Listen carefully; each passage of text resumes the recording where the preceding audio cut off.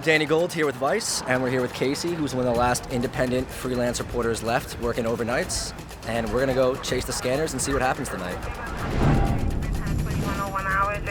This is it. Like, this is raw and uncut New York.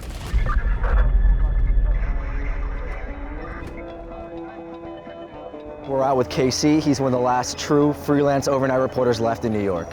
So essentially what Casey does is he monitors scanners, NYPD, FDNY, Highway Patrol, shows up on scene, shoots some footage, and then afterwards tries to sell it to the networks. So he could run on maybe 10 or 15 different scenes, and if he doesn't get what he needs or what the network wants, he's not gonna make any money. A big part of what I do is, I try to get there first. You know, the name of this game is, it's breaking news. So, you gotta get there when it breaks, not 2 hours later. There's times when it's really slow. Then, like I say, then there's days that, you can't even sit still. There's so much stuff going on. Well, I've been doing this for about 6.5 years. I cover all breaking news, whether it be fire, homicide, car accident, abduction, anything that's newsworthy, that's how I make my money, One of Casey's friends taught him the business, and Casey caught on quick. He soon began working full-time chasing the news. Eventually, he made enough money to purchase a satellite truck so he could feed footage directly to the networks.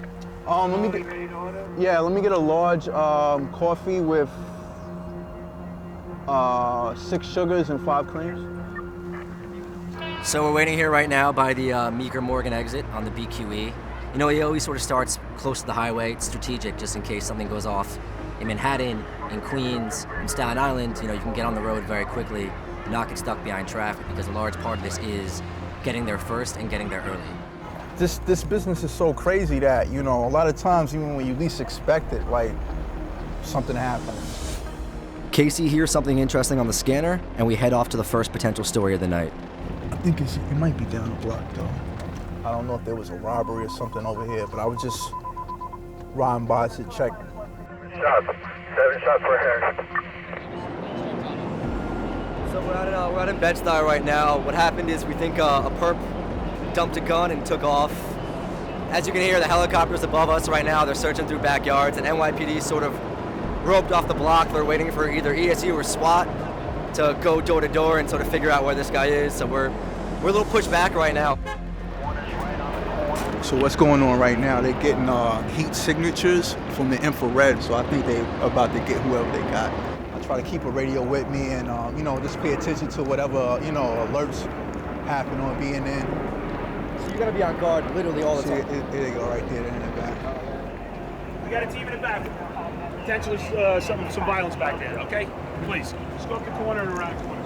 All right, detective, thank you. Usually what happens is, like I said, most of the older guys, the detectives, they kind of understand. Sometimes, the adrenaline is pumping on both ends, so, everybody's just trying to stay safe, I guess, I think the older guys are more experienced. They know how to deal with the media a lot. Yeah, that's what it is. They show a little respect, they get a little respect. Yeah, that's what it is. It doesn't look like the situation is going to escalate too much further. Seems like it might be quieting down. They might have a good idea where the guys are that they want. Our job is done here, and see where, the rest of the night takes us. I literally, risk my life to get video a lot of times. Even if it's just just driving to get to a scene somewhere. It makes you happy to get home some nights, During Hurricane Sandy, I went over the bridge in the Breezy Point. It was literally one of the scariest nights that I ever had in my life. Cause one, I don't know how to swim. I'm not a swimmer at all. And I was up to here in water. And that night, I think it was something like 120 houses that burnt. And everybody used that video I shot. From National Geographic to freaking all the news stations, CNN. I seen that video everywhere. It's never I'm gonna come to work and be like, oh, I know what's gonna happen tonight. You know, I can't never say that because I don't know what's gonna happen. So I kind of like that. So we're coming up on this scene right now. It's a couple of overturned cars. You see emergency services over here, and gonna hop out. Route recalculation. See what I see. Yeah, so it was reports of a couple of cars that were overturned, but you know, as you can see, that's not the case. But luckily, everybody got out, but you know, something like this could have easily turned into something, you know, fatal. Despite the lack of a story, Casey doesn't have time to be disappointed. He keeps hunting. Even though it wasn't, you know, anything, you know, too big, you know, I always try to be on top of my job, you know. So as you see, nobody else showed up over here. So it's basically just part of what I do all night, you know? News is all about demographics, especially breaking news. A lot of stuff that happens, man, a lot of shootings, a lot of homicides daily that go on, and because of the demographics, nobody ever like really hears about it. Because it's either it's assumed it's drug related, gang related, or you know.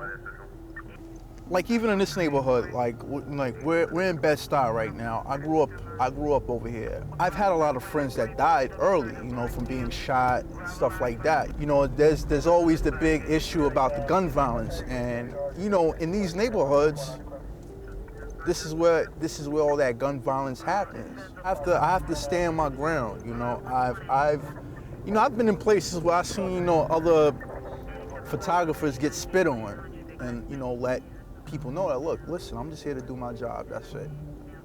That's it, you know? Nothing more, nothing less, and I'm just here to do a job. Casey uses his experience to make connections with the calls he hears. If it's a fire and a shooting going on at the same time, I just listen, you know?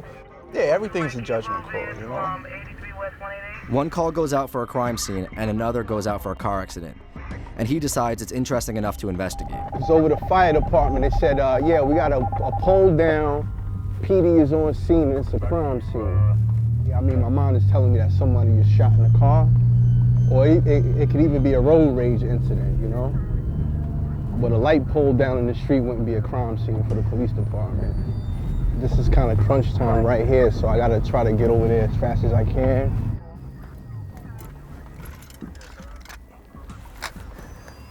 Come here, baby, come here. What the hell happened over here? Come here, baby.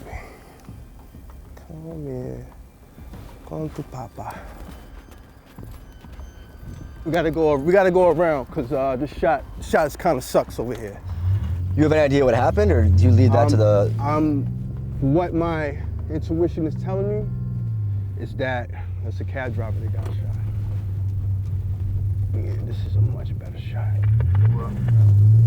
I can't really see if that's a cab, man, because I'm trying to, it looked like there's something on the bumper stick. I mean, I'm trying to get a shot of the trunk.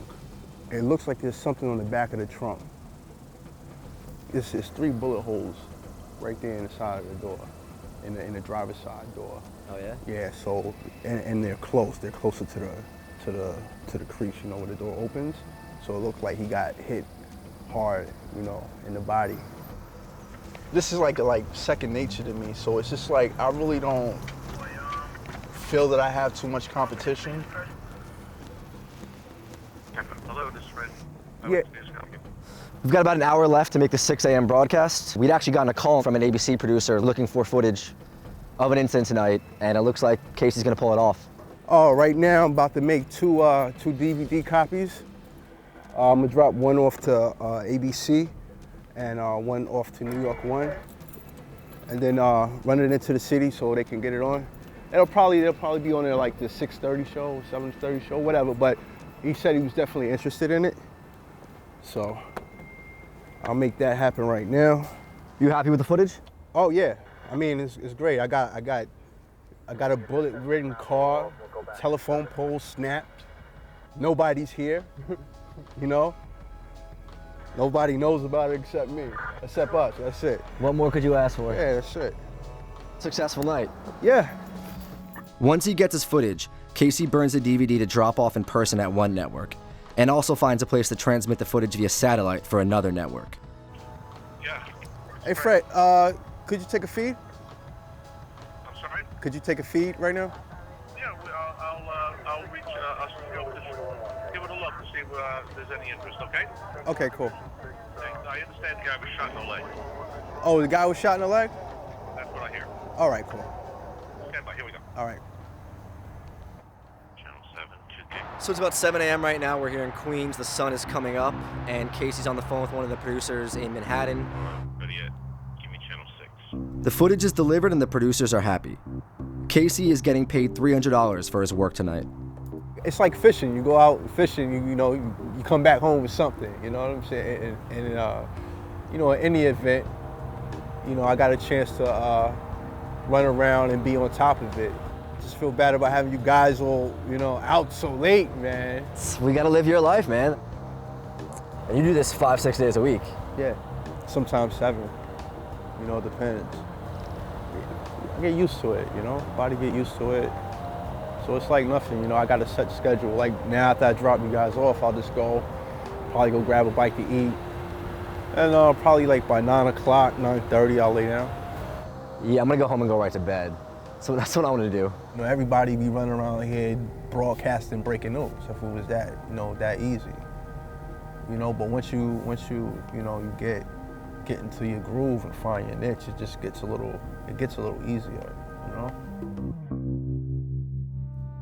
I know New York City like the back of my hand. And especially at night, I can get to anywhere throughout the 5 boroughs in a matter of 15 minutes. How fast do you drive? I drive pretty